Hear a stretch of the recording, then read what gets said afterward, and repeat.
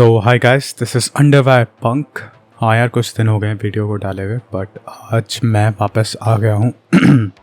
थोड़ी आवाज़ ऐसी तैसी हो रखी है, इग्नोर करना। तो देखते हैं यार, इस हफ्ते बहुत कुछ हुआ है। 3 शोज़ अब तक हो चुके हैं इस हफ्ते के, WWE और AEW को मिलाकर। तो हम हर एक शो पे एक एक वीडियो बनाएंगे और उसके हिसाब से हम चलेंगे। तो हम सबसे पहले स्टार्ट करते हैं बैटल ऑफ द बेल्ट्स 3 से, जो कि हुआ था संडे को। मीनिंग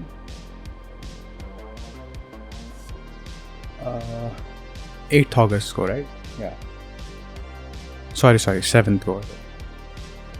हाँ, तो ये था हमारा पहला हफ्ता। और फिर बैटल ऑफ द बेल्ट्स हुआ। और battle of the belts basically मुझे लग रहा था कि शायद पेपर व्यू टाइप है ROH के लिए, रिंग ऑफ ऑनर के लिए, और वो उस हिसाब से लेके जाएंगे। बट वो ना पेपर व्यू था ना वो वीकली शो था, वो पता नहीं क्या था। वो 1 घंटे सॉरी 1 घंटे का वो बकवास थी और कुछ नहीं। तो बेसिकली सबसे पहला मैच हुआ था, पर पूरी तरीके से बकवास नहीं था ऐसा, मतलब कुछ अच्छी चीज़ें थी, ऐसा नहीं है कि सभी बकवास था। बट सबसे पहले हम देखते हैं क्या था। सबसे पहले था वार्डलो वर्सेस जे लीथल। तो ये मैच बहुत मैं क्या कहूँ, अनइंटरेस्टिंग था। लाइक जे लीथल के साथ जो बंदा आता है संजय दत्त, वो वाला नहीं जो हम सोच रहे हैं, जो गंजा है संजय दत्त, और एक उसके साथ आता है सतनाम सिंह, आई थिंक। तो ये दोनों जो आते हैं वो इंटरेस्टिंग लगते हैं। सतनाम सिंह जो है 7.5 फीट का, वो तो मुझे इतना इंटरेस्टिंग नहीं लगता है ऐसे। बट जो दूसरा वाला है वो, मतलब जिस तरीके से मजाक बनाता है सबका, मतलब जो उसका स्टाइल है वो सब मुझे बहुत पसंद है। मतलब मेरे को बढ़िया लगता है उसे देखना स्क्रीन पे। बट जो जे लीथल है, जो रेसलर है, वो रेसलर को ही नहीं देखने को मिलता, वो क्योंकि वो दोनों पहले आते चलते हुए, तो रेसलर ही नहीं दिखता उस रेसलर में। यार प्रोमो की एबिलिटीज़ है, शायद मैंने उसकी कुछ पहले की देखे हैं प्रोमोज, वो जो ROH पे करता था शायद, जब पहले था वहाँ पे। तो यार तब मतलब इतना बेकार भी नहीं था प्रोमोज में, पता नहीं क्यों से इन दोनों की ज़रूरत है प्रोमोज के लिए, बट जो भी है क्या कर सकते हैं। तो ये दोनों आए थे। और फिर वार्डलो आया था। वार्डलो थोड़ा इंटरेस्टिंग है फ़िलहाल, बिकॉज उसका कैरेक्टर जो है वो कैलिबर उसका है कि रोमन रेंज टाइप का। बट टोनी खान उसको ऐसे बुक कर रहा है इससे छोटे छोटे बंदों के साथ, ऐसी उसकी बीफ चला रखी है इस बंदे के साथ कि वो थोड़ा अनइंटरेस्टिंग लग रही है वो चीज़।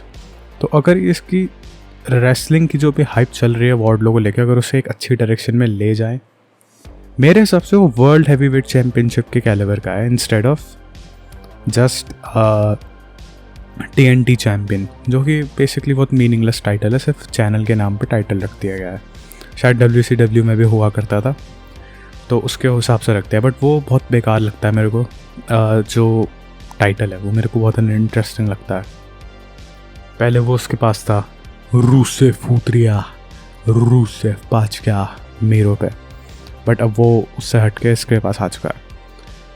तो इनका मैच था, तो वार्डलो यार बड़ा पावरफुल लगता है मेरे को, पर इनका मैच बहुत स्लो था। और जो सतनाम सिंह ने आके फिर लास्ट में लो ब्लो मारा, और फिर पता नहीं कहाँ से टेबल आ गई है एक, और फिर जो सतनाम सिंह और संजय दत्त हैं वो रिंग के अंदर बहुत बेकार हैं।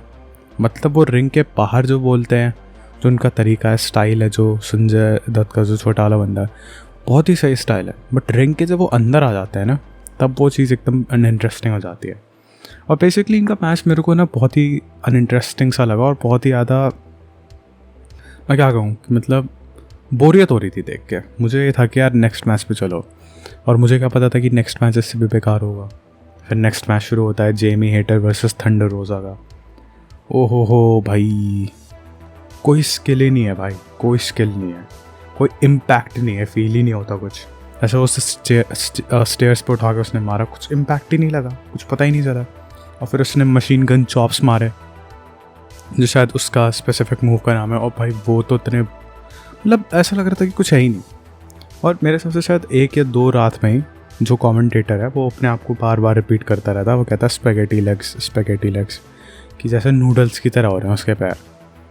यार कितनी बार तुम अपने आप को रिपीट करोगे यार? एज अ कमेंटेटर तुम्हें वर्सेटैलिटी होनी चाहिए, तुम्हें वैरायटी होनी चाहिए।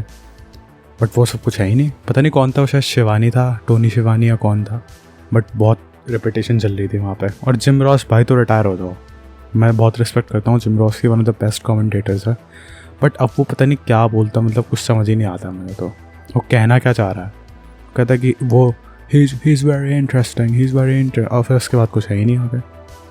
जो क्रिएटिविटी थी ना उसकी कॉमेंटरी की, वो थी जब वो जवान था।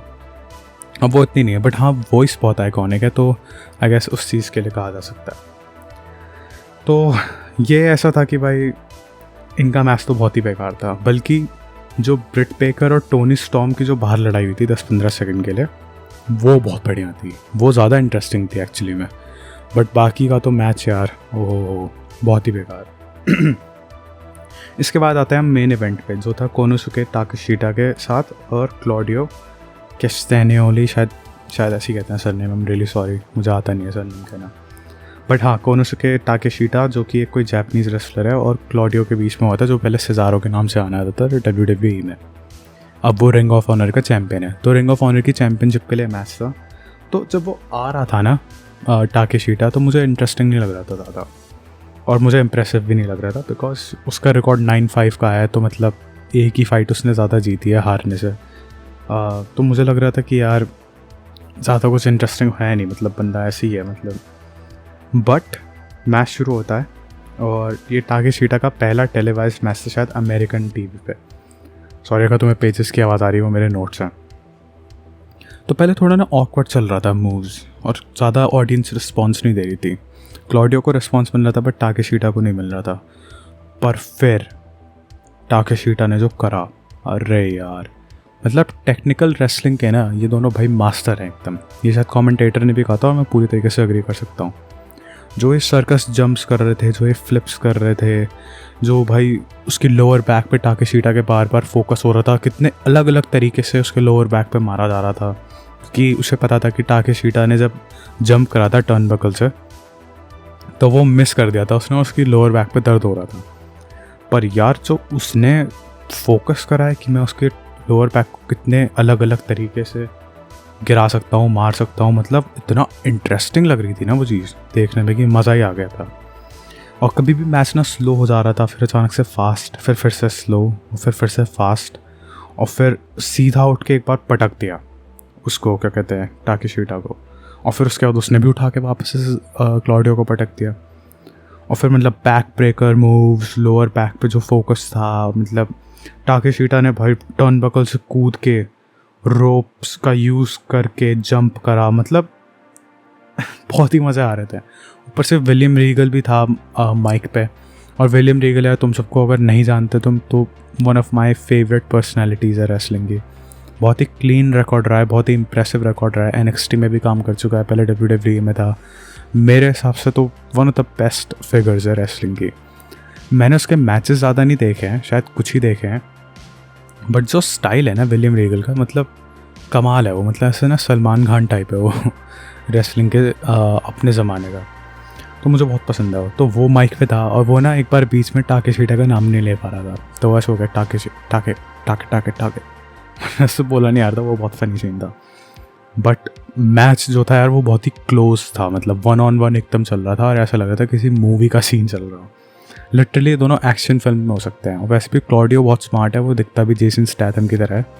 वो अगर माइक पे थोड़ा अच्छा सा हो जाए ना, और तो फिर तो भाई वो चाहे तो मूवीज़ भी कर सकता है, उसको कोई दिक्कत नहीं होगी। और ताकेशीटा ने तो जो कमाल करके दिखाया है, मतलब यार मैं तो उसका फ़ैन बन गया सही में।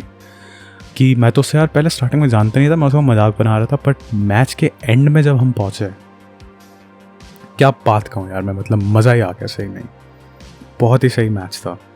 टर्नबकल DDTs, फ्रॉग स्प्लैशेस, मतलब रोल करके फिर सुप्लेक्स, फिर पंच, अपर कट्स, फिर से सुप्लेक्स एंड पंच, मतलब जो उनका केमिस्ट्री थी ना रिंग में, वो बहुत ही कम जगह पे देखने को मिलती है, और बहुत ही कम रेसलर्स में मिलती है। वो केमिस्ट्री उस टाइप की थी जैसे ब्रॉक लेसनर और रोमन रेंज की है, कि यार अगर वो दोनों एक रिंग में आ जाए ना, तो लगता है कि भाई अब तो होने वाला है भाई, यहाँ से निकल लो, नहीं तो ये अभी भाई लग जाएगी अपने को भी, स्क्रीन सही जाए। तो उनकी केमिस्ट्री वैसी है। बट वो दोनों पावर हाउस रेसलर्स नहीं है ब्रॉक लेसनर और रोमन रेंज की तरह, वो दोनों टेक्निकल रेसलर्स हैं। तो वो ना ट्रिक्स टेक्निक्स यूज़ करते हैं, और वो चीज़ होती है वो बेस्ट लगती है मेरे को। मुझे पावर हाउस रेसलिंग से ज़्यादा अच्छी लगती है, क्योंकि पावर हाउस में क्या है कि वो आएगा, एक मुक्का मारेगा, वो नीचे गिर गया, फिर 2 मिनट तक वो दोनों पड़े रहेंगे वहीं पर ही, फिर लोग चैंट करना शुरू करेंगे, फिर वो उठते हैं। बट टेक्निकल रेसलिंग ये होती है कि भाई तुम हमेशा कुछ ना कुछ करो, मतलब टर्न बकल्स का यूज़ करो। और टर्न बकल्स अगर तुम्हें नहीं पता तो जो साइड में लगे होते हैं 3 जो कनेक्ट करते हैं रोप्स को, और रोप्स का यूज़ करो। और मतलब कैसे तुम रिंग के आसपास कुछ ना कुछ इस्तेमाल करके कैसे तुम टेक्निक से बंदे को हरा सकते हो, वो होती है टेक्निकल रेसलिंग। और मैं उस चीज़ का बहुत बड़ा फ़ैन हूँ। तो मुझे तो यार उनके मैच में मज़ा आया। बाकी जब जीता क्लॉडियो तो मुझे थोड़ा ये लगा कि यार इनका ना रीमैच होना चाहिए ज़रूर। तो अगर वो रीमैच करेंगे तो बहुत अच्छा होगा, और उनको करना भी चाहिए जल्दी। बट डायनामाइट पे शायद वो इस हफ्ते आए नहीं, रैमपेज पे भी शायद उनका कुछ है नहीं लिखा हुआ कार्ड पे, तो होपफुली शायद कुछ होगा आगे। और टाकाशिटा को ज़रूर आना चाहिए वापस, और मतलब बहुत ही सही, बहुत ही बढ़िया रेसलिंग करे। मैं तो भाई फॉलो करूँगा, सिर्फ देखूँगा कि वो आगे क्या क्या करता है। तो basically battle of the belts ऐसा ही इवेंट था, ज़्यादा कुछ इंटरेस्टिंग भी नहीं था, ज़्यादा कुछ बेकार भी नहीं था। पर मेरे हिसाब से अगर तुम लोगों को देखना है तो मेन इवेंट देखना। वैसे तो ऑलरेडी देख चुके होगे अगर ये सुन रहे हो तो, लेकिन फिर भी मेन इवेंट बेस्ट था। और उससे पहले का जो मैच था, मुझे ब्रिट बेकर और टोनी स्टॉर्म की लड़ाई ज़रूर देखनी है, वो बहुत इंटरेस्टिंग होगी। और वॉर्डलो का यार मेरे को लगता है ना, जो पहला मैच था वो उसकी जो लड़ाई चल रही है वो किसी और के साथ करवा देनी चाहिए इन्हें। अब उसका ओपोनेंट चेंज कर देना चाहिए। अगर वो ये कर देते हैं फिर तो बस मज़ा है। तो ये था यार बैटल ऑफ द बेल्ट्स का रिव्यू इस हफ्ते का, जो बैटल ऑफ द बेल्ट्स 3 था। अब अगले वीडियो में हम बात करेंगे WWE रॉ की। So guys, take care, bye bye, शबा care, don't trouble your mother man.